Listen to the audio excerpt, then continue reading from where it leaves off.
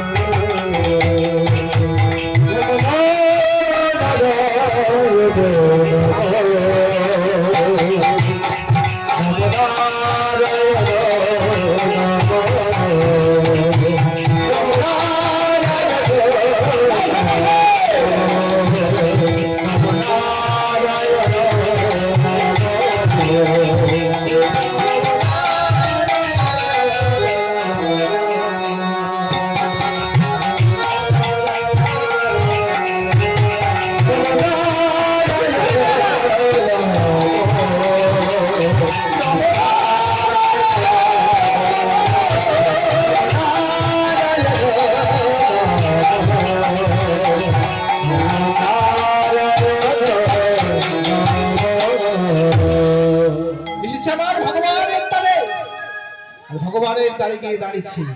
ভগবানের জয় হোক, ভগবানের জয় হোক, ভগবানের জয় হোক, জয় হোক।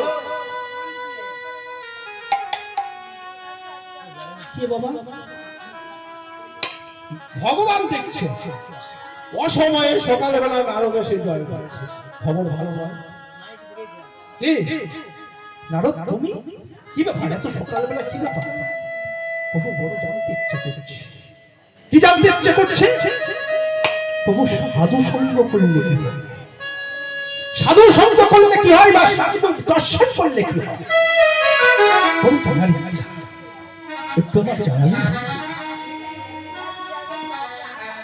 ভগবান বলছে শোনো নারদ, মনটা আমার দিকে রাখবে, চোখে চোখ রাখবে, কথা বলবে, আনমনা হবেন না, বলে কি হবে আমারও আনমনা হয়ে যেতে হবে। কথাগুলো বলেছি বুঝতে পারছেন তো? ও মায়েরা কথা বুঝতে পারছেন? আমার চোখে চোখ রাখুন, আমার সাথে কথা বলুন, আনমনা হবে না, যেটা না বুঝতে পারবেন বলবো। কথা হচ্ছে কি, নারদ ঋষি বলছে ভগবান সাধু সঙ্গ বা সাধু দর্শন করলে কি কাজ? নারদ বলছে, ভগবান বলছে নারদ আমি বলবো না, তবে তোমাকে প্র্যাকটিক্যালি বুঝে নিতে হবে। কি হবে? কি হবে? তুমি কাল প্রভাতে তুমি যার পথে চলতে চলতে প্রথম যার সাথে দেখা হবে তাকে তুমি আশা করবে। সব সামনে বসেছে ছেলে, এবার কি বলছে বলে প্রথমবারে প্রভাত হইতে তুমি হরিনাম করতে করতে যাবে, প্রথম যাকে দেখতে পাবে তাকে তুমি আশা করবে।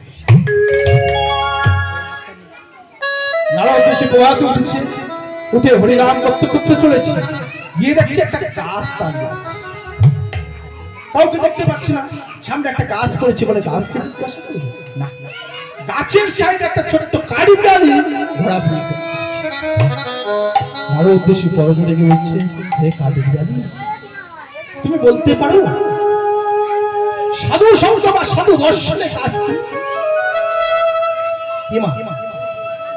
কাঠবিড়ালটা কি করলো, নারদকে চারবার পদক্ষেপ করে নারদের চরণে একবার প্রণাম করে ছটপট ছটপট করতে করতে মারা গেল।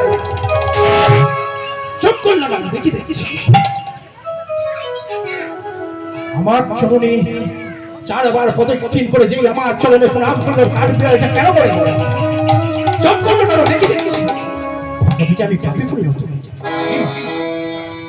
নারদ ঋষি ফিরে এসেছে, এসে বলছে ভগবান তুমি বলছো সাধু দর্শনে কিভাবে আসতে গিয়েছিলাম, একটা কাঠবিড়ালির সাথে দেখা হলো, কাঠবিড়ালিকে জিজ্ঞাসা করার সাথে সাথে চারবার পদক্ষেপ করে সে আমার চরণে দেহ দেয়। তখনও বললো শোনো তুমি আজ গিয়েছো আবার 1 বছর পরে, ঠিক এই দিনে এই শুনে আবার ঘুরতে ঘুরতে 1 বছর যেই হয়েছে, 1 বছর মানে সেই সময়ে নারদ আবার চলেছে, হরিনাম করতে করতে চলেছে। পথ চলিতে পথ চলিতে আর বলিতে, পথ চলিতে আর বলিতে